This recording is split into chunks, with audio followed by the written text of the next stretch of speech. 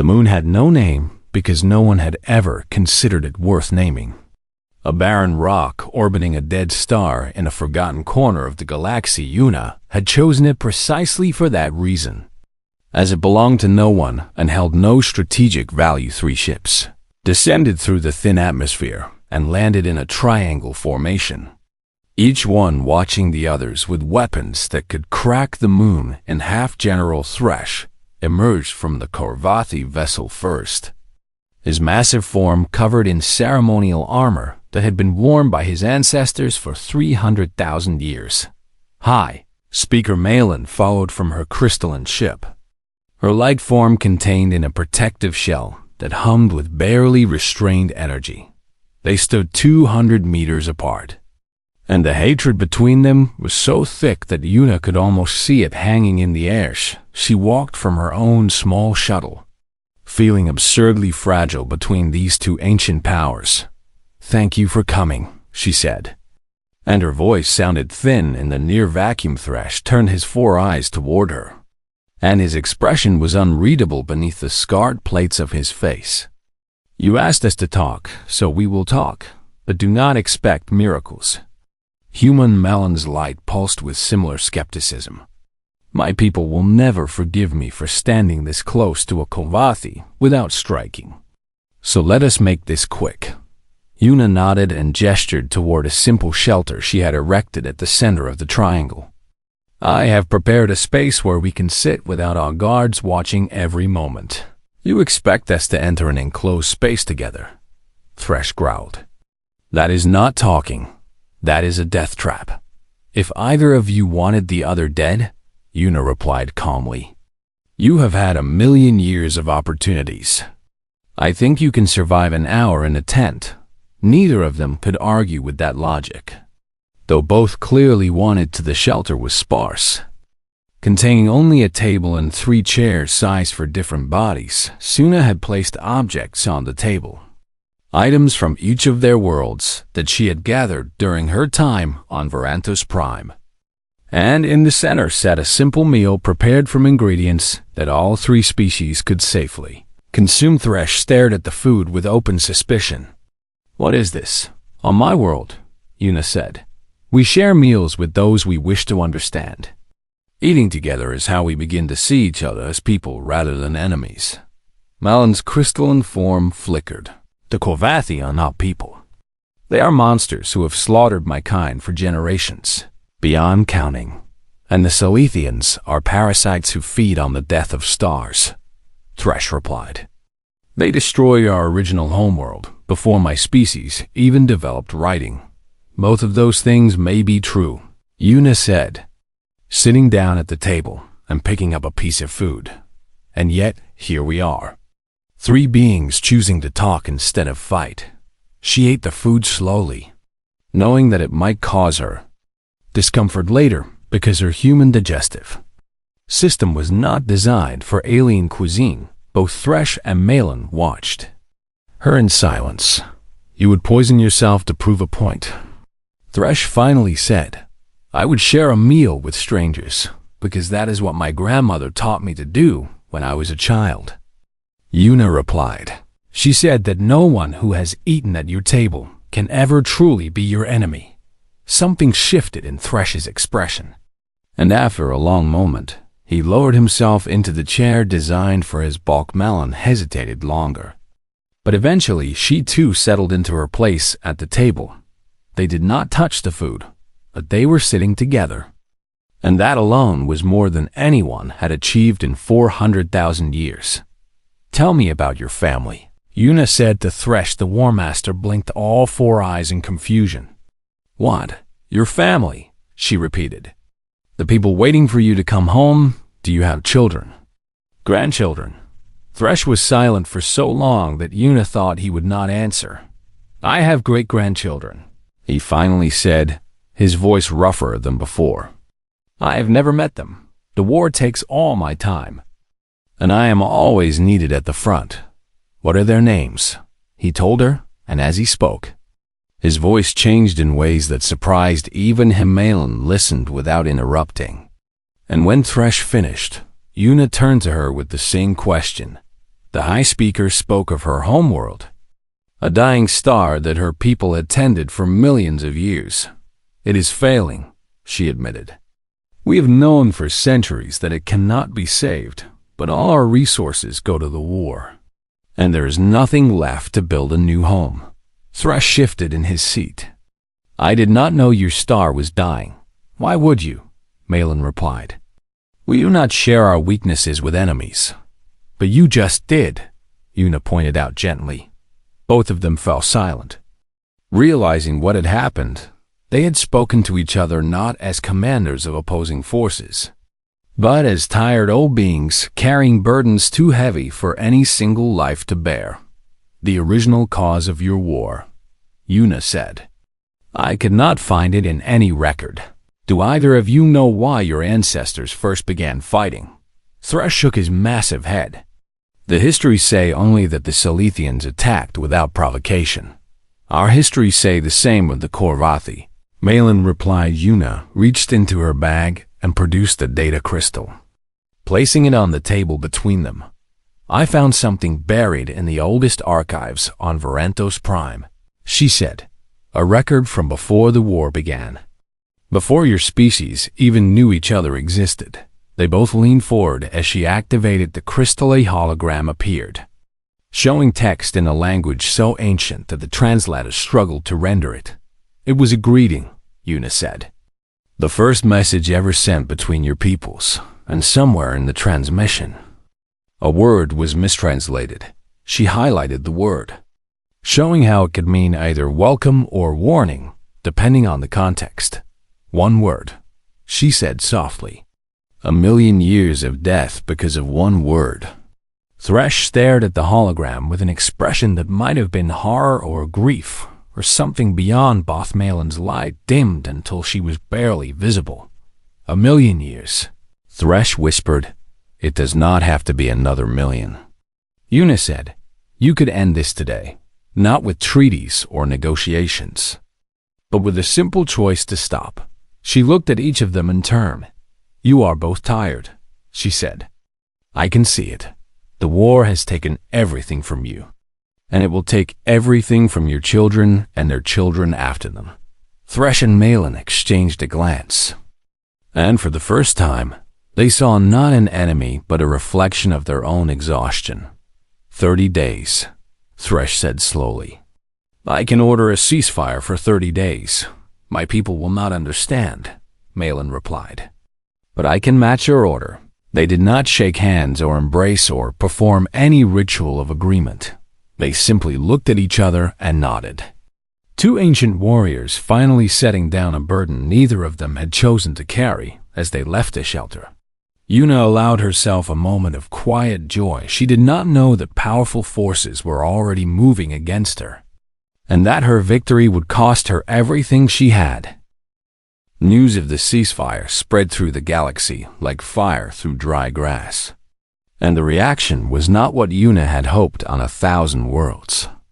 Weapons factories fell silent, and their owners watched profits disappear overnight. Refugee transport companies saw their cargo vanish as displaced populations began returning to homes they had abandoned generations ago. Reconstruction corporations lost contracts worth more than most planetary economies, and on Varantos Prime, Councillor Vethron gathered his allies in a private chamber far from the official halls of the council. This human has cost us more in 30 days than the war has cost in 30 centuries, he said, his ancient voice trembling with fury. If this ceasefire becomes permanent, we will lose everything. The beings around him represented dozens of species, each one grown wealthy and powerful from the eternal conflict between the Korvathi and Silithian. She had built empires on the bodies of the dead, and they were not prepared to watch those empires crumble because of one small woman from an insignificant world. The solution is obvious, said a creature whose species had no name that human tongues could pronounce. Remove the human, and the ceasefire will collapse. It is not so simple, Vethron replied. The Korvathi War Master, and the Salithian High Speaker have both spoken publicly in her defense. Killing her now would be seen as an attack on both of them. Then we do it legally, another voice suggested. We call an emergency session and charge her with crimes against the council. Vethron considered this, his wrinkled face twisting into something that might have been a smile. Yes, he said slowly. We will let the council be her executioner, and no one will dare question the judgment of our sacred institution. 3 days later, Una was summoned to appear before the full assembly. She knew something was wrong the moment she entered the chamber. For the faces that had once shown curiosity or hope now displayed carefully neutral expressions. Arxis met her at the entrance, the translator's silver scales pale with fear. They are going to kill you, Arxis whispered. You need to run. I can get you to your ship before they seal the exits. No, Una said calmly. If I run, they will use it as proof that I was guilty, and the ceasefire will end. But you will die. Una took the translator's hands in her own, an intimate gesture that Arxis did not fully understand. Some things are worth dying for. She walked to the central platform alone, facing a council that had already decided her. Vethron read the charges in a voice designed to carry weight and authority, accusing her of interfering in the internal affairs of sovereign species, of manipulating ancient enemies for her own purposes, and of endangering the stability of the entire galaxy. How do you answer these charges? He demanded. Una looked around the chamber, seeing fear in the eyes of those who had begun to believe in peace, and satisfaction in the eyes of those who profited from war. I answered that I am guilty, she said, and the chamber erupted in shocked whispers. I interfered in your war, she continued when the noise died down, because your war is an abomination that has killed trillions of innocent beings. She pointed at Vethron. I manipulated your precious enemies because no one else was willing to try, because you had all grown so comfortable with death that you forgot life was even possible. Her voice rose, filling the chamber despite her small frame. And I endangered your stability because your stability was built on corpses, and any structure built on such a foundation deserves to fall. Vethron's face darkened with rage. You admit your crimes, and yet you show no remorse. I show no remorse because I have done nothing wrong, Una replied. I showed 2 tired old soldiers that their war was based on a lie, and I gave them permission to stop fighting.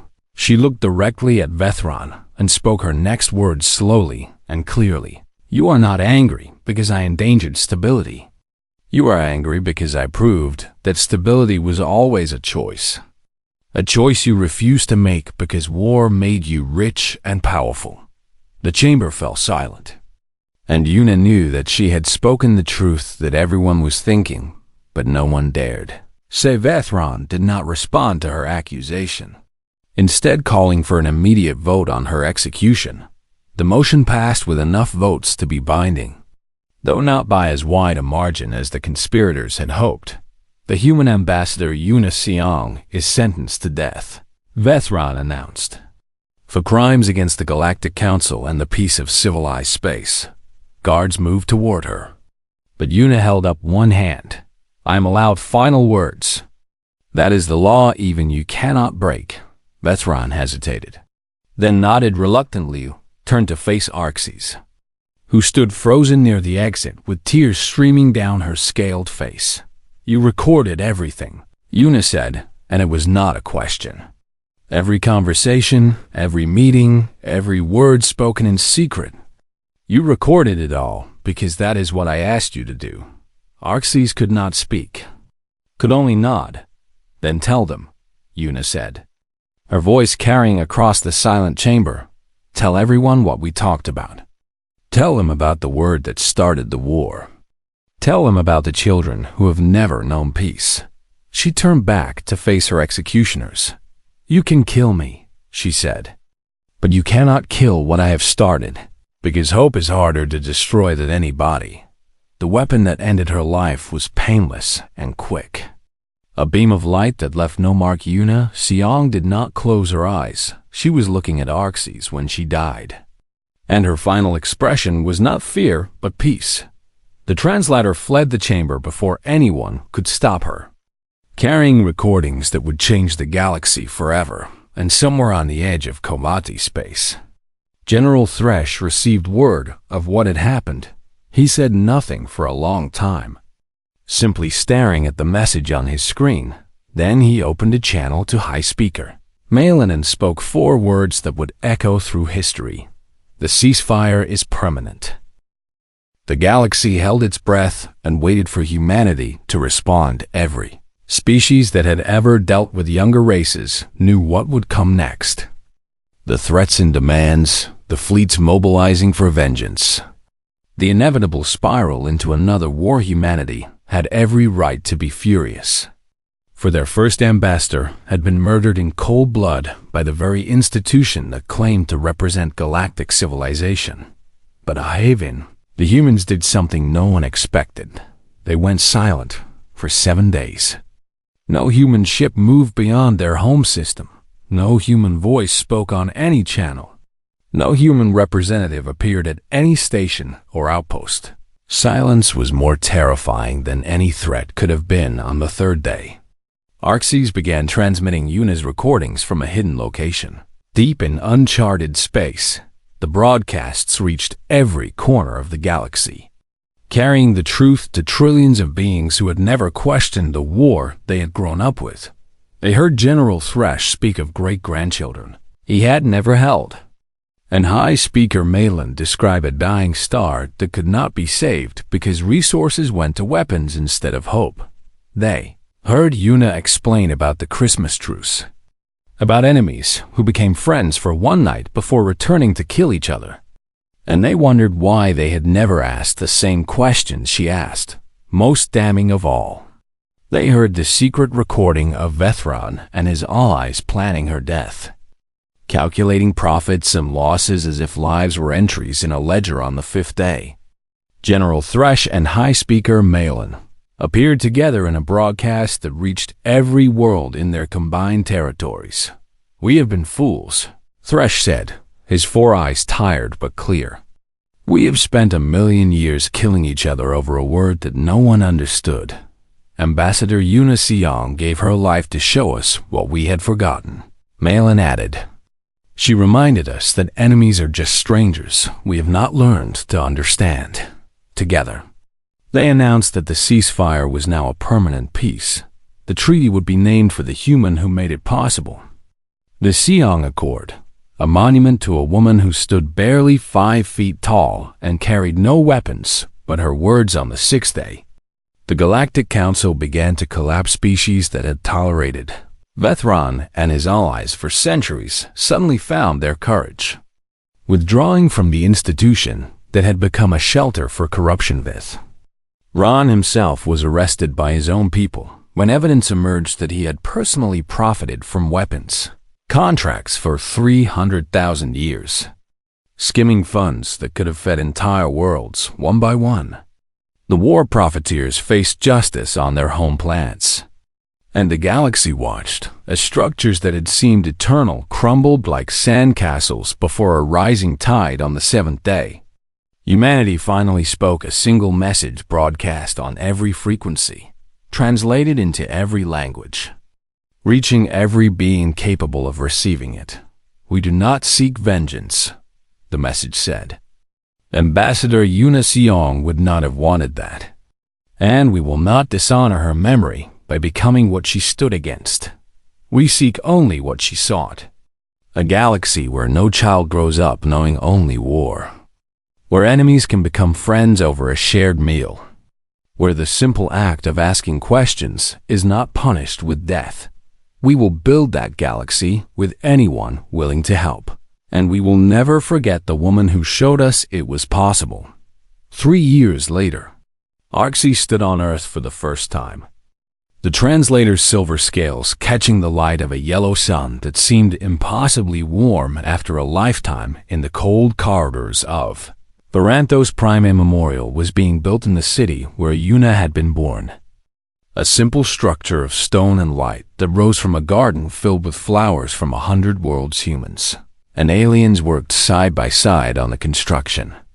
Species that had once been enemies now sharing tools and meals and stories. Arxes watched them and thought about everything that had changed. The Korvathi and Silithians had opened their borders to each other for the first time in living memory, and their children played together on worlds that had known only war for 1,000,000 years.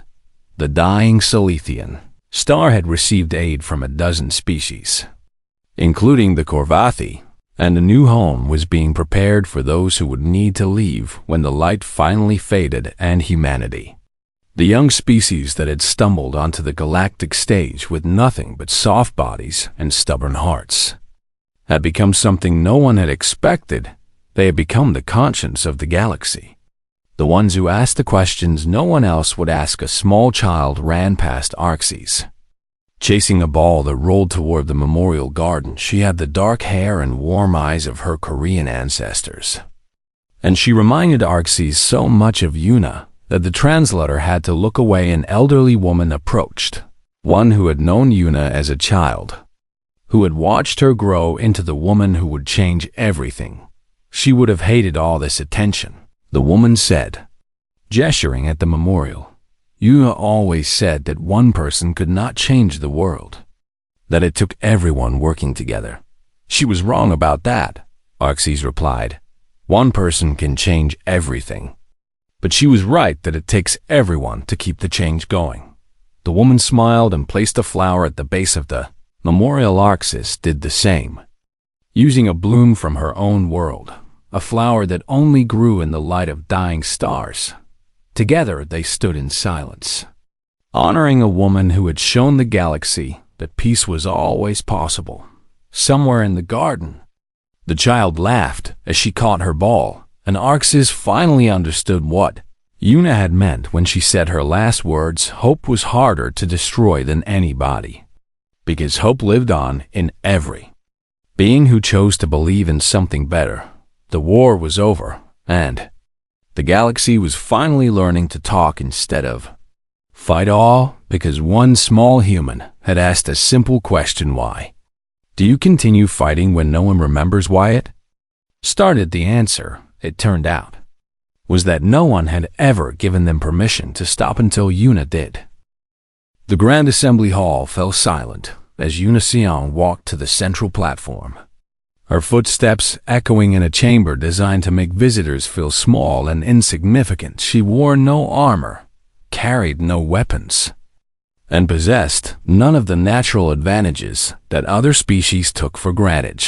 She was simply a human woman standing before the oldest civilization in the known galaxy, and she had come to tell them a story. Counselor Vethron watched from his elevated seat with barely concealed amusement, confident that this primitive creature would fumble her words and prove once again that humanity had no place among the stars. Arxes stood near the exit, ready to escort her out the moment she finished embarrassing herself. But Yuna did not look embarrassed as she surveyed the assembly, meeting the eyes of beings who had ruled empires before her species had discovered fire.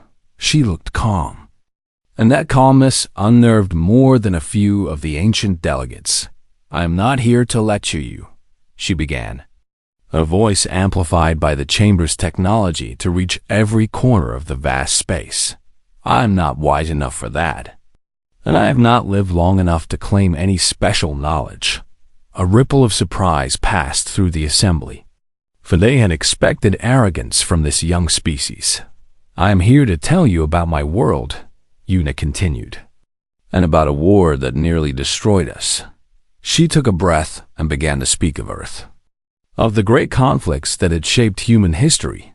She spoke of trenches filled with mud and blood, of young men sent to die for reasons they did not understand. She described the fields of Flanders, where millions perished fighting over a few miles of churned earth. And she watched as the delegates listened with growing interest. In one of those wars, she said, something happened that my people have never forgotten. Something that showed us what we could be if we chose. She told them about the Christmas truce of 1914, when soldiers from opposing armies climbed out of their trenches on a cold December night. They had been ordered to kill each other, and they had done so for months without question. But on that night, they heard singing from the enemy lines, and instead of firing, they listened. They met in the space between their positions, Una said. Men who had been trying to kill each other hours before, and they shared food and songs and photographs of their families. The chamber was completely still now, and even Vethron had stopped smirking. They played games together in the frozen mud. And for one night, they were not enemies but simply people who wanted the same things: peace and warmth and the chance to see their loved ones again. She paused, letting the image settle in the minds of her audience, and then the next morning, their commanders ordered them back to their positions, and the killing resumed. High Speaker Malin, the Silithian representative, shifted in her crystalline form, light pulsing with something that might have been distress. I have always wondered, Una said softly, what would have happened if no one had ordered them back? What if they had simply refused to continue? She looked directly at General Thresh, the Kuvati War Master, who sat motionless in his armored seat. Your war has lasted 1,000,000 years, she said, and I have studied what records exist, searching for the reason it began. Vethron started to object, but Una pressed on before he could speak. Do you know what I found? She asked. I found that no one remembers, not truly. The original cause has been lost to time, buried under 1,000,000 years of hatred and revenge. General Thresh's 4 eyes narrowed, but he did not look away. You fight because your ancestors fought, Una continued, and their ancestors fought before them, stretching back so far that the war has become the reason for the war. She turned to face High Speaker Malin. How many of your children have never known peace? She asked. How many have been born and lived and died in a universe where war is the only constant? Malin's light flickered, and when she spoke, her voice carried a weariness that surprised even her allies. More than can be counted on Earth, Una said. We have a saying that the definition of insanity is doing the same thing over and over while expecting different results. She raised her hands, palms open, showing she held nothing but words. I am not asking you to surrender, she said. I am not asking either side to admit defeat or accept blame. I am asking something much simpler. The assembly leaned forward. Despite themselves, I am asking you to talk, Una said. Not through the council, not through diplomats and translators and centuries of protocol, but directly, face to face. As the soldiers in those trenches talked on that frozen night, Vethron finally found his voice. This is absurd. You are asking us to abandon 1,000,000 years of procedure for some primitive human sentiment. I'm asking you to try something that has never been tried, Una replied. And if it fails, you can return to killing each other with my blessing. She looked once more at Thresh and Malin. One meeting, she said. On neutral ground, with no weapons and no demands. Just 2 leaders speaking honestly about what they want for their people. And if we refuse, Thresh asked, his deep voice rumbling through the chamber. Then nothing changes, Una answered. And in another 1,000,000 years, your descendants will still be dying for a reason no one can remember. The vote to expel her failed by a narrow margin. And as Una left the chamber, she felt the weight of countless eyes upon her Arxis caught up to her in the corridor. The translator's expression confused and troubled. You should not have done that, Arxis said. You have made powerful enemies today. I know, Una replied. Then why? Una stopped and turned to face the Valorian. Her eyes filled with something that Arxis had never seen in an alien before. Because those soldiers in the trenches taught us something important, she said. They taught us that enemies are just friends we have not met yet, and that the hardest walls to break are the ones we build in our own minds. That night, Two messages arrived at her quarters. The first was from High Speaker Malin, requesting a private conversation. The second was from General Thresh, confirming what he had promised before.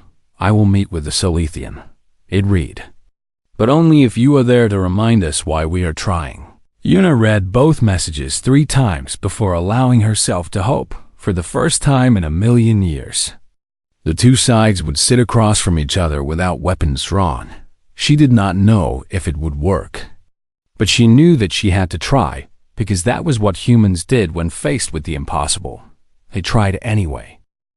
The shuttle-carrying ambassador Yuna Seong docked at Varanthos Prime with a soft hiss of releasing pressure, and she stood alone in the airlock for a moment, gathering her courage before stepping into a world that had existed for millions of years without humanity. She was small by any standard, barely reaching the chest of most species she would encounter, and her dark hair was pulled back in a simple style that her grandmother had taught her as a child in Busan. The station stretched before her like a city turned inside out, with towers hanging from the ceiling and walkways spiraling in directions that made her stomach turn. Arxis waited at the end of the boarding ramp, a Valorian translator with silver scales and 4 arms folded across a narrow chest. "You are the human representative," Arxis said, and the words carried no warmth. "I am Ambassador Yuna Seong of Earth," she replied with a slight bow. "I know what you are," Arxis said, already turning to walk away, "and I know that you will not last long here." Yuna followed without complaint, her eyes taking in everything around her, as beings of every shape and color moved through the corridors. Some walked on 2 legs like her, others floated on cushions of gas, and a few crawled along the walls with dozens of limbs, working in perfect harmony. None of them looked at her with anything but mild curiosity or open contempt. The Galactic Council had existed for 3 million years, and in all that time, they had seen thousands of species rise from primitive beginnings to take their place. Among the stars, humanity was simply the latest, and by their measure, the least impressive. They had no telepathy, no natural armor, no ability to survive in vacuum or breathe toxic atmospheres.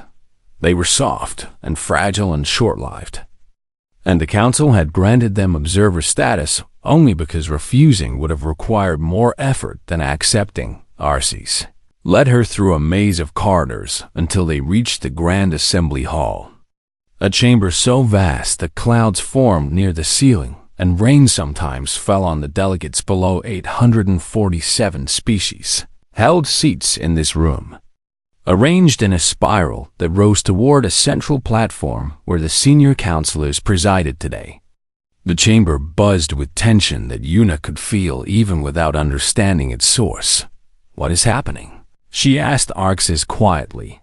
"The same thing that always happens," the translator replied.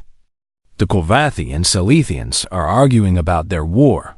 Yuna had read about this war during her journey to the station, but the reports had not prepared her for what she witnessed. A massive creature covered in dark armor stood at one podium, his voice booming through the chamber as it listed grievances that dated back hundreds of thousands of years. At another podium, a being of pure light contained in a crystalline shell responded with equal fury, citing atrocities committed so long ago that the stars themselves had changed position since then. Council listened with obvious boredom, and Yuna realized with growing horror that this was routine for Thema. Million years of war had become background noise. She leaned toward Arxis and whispered, "How many have died in this conflict?" Arxis consulted a device on one wrist and answered without emotion. "Current estimates suggest 4 trillion casualties over the duration of the war, though accurate records from the early periods do not exist." Yuna felt her knees weaken, and she gripped the railing before her to steady herself. 4 trillion lives. And the council sat in their comfortable seats, discussing procedure while 2 species continued to slaughter each other. She watched as the senior counselor, an ancient Kovathi named Vethran, called for order. and announced that the matter would be tabled for another century of death. Dismissed with a wave of one withered hand. "This is madness," Una said. Louder than she intended, heads turned toward her. Hundreds of eyes and sensors and other organs focusing on the small human who had dared to speak. Vethron leaned forward, his face a mask of wrinkled leather and contempt. "The observer from Earth will remain silent, as is required by her status. I apologize for the interruption," Una said, her voice steady despite her racing heart. "But I must ask a question." "You have no right to ask questions," Vethron replied. "Then I will ask it anyway," she said, and the chamber fell completely silent. "Why do you continue fighting this war when no one remembers why it started?" The Kolvathi representative at the podium turned to face her, and she could see rage building in his 4 yellow eyes. The Silithian light flickered with what might have been shock or anger. She could not tell. "You are a child," Vethron said, his voice dripping with disdain. "Your species has existed for a mere eye blink, and you presume to question conflicts that began before your ancestors crawled from the oceans." "I'm asking because I do not understand," Una replied, "and I suspect that many in this chamber have stopped asking that question long ago." Arxes grabbed her arm and hissed, "You need to stop talking now." But Una had seen something in the faces around her, a flicker of uncertainty in eyes that had watched this same argument play out for countless generations. "On my world," she continued, ignoring Arxes completely, "we have a saying that the first step towards solving a problem is admitting that it exists. Your world is irrelevant," Vethron snapped, "and your presence here is a courtesy that can be revoked at any moment." He turned to the assembly and raised one hand. "I move that the human observer be expelled from this chamber for disrupting sacred neutrality." Voices rose in agreement, but Una noticed that not everyone was joining the chorus. The Silithian representative had not moved, and the Kolvathi war master, a scarred giant named General Thresh, was watching her with an expression she could not read. "Before you vote," Una called out, "I ask for one session to address this council directly, as is my right under the observer protocols." Vethron's face twisted with annoyance, but he could not deny her request without violating the very rules he claimed to uphold. "Very well," he said. "You will have your session, and when you have embarrassed yourself and your species, you will leave this station and never return. I accept those terms," Una said with another bow as Arxes pulled her toward the exit. The translator's grip was tight enough to leave bruises. "Do you have any idea what you have done?" "I have bought myself time," Una replied. "Time for what?" Una looked back at the chamber, at the ancient beings who had grown so comfortable with death that they scheduled it like a business meeting. Time to remind them what they have forgotten. That night, in her small quarters, Una received a message on a frequency that should have been impossible for anyone to access. The words were simple, and they changed everything. "I will hear you once," the message read. And it was signed by General Thresh of the Kolvathi Dominion. Una smiled for the first time since arriving at Varanthos Prime, because she knew that even the smallest crack could bring down the mightiest wall. She began to prepare for the speech of her life, knowing that the fate of trillions might depend on what she said next.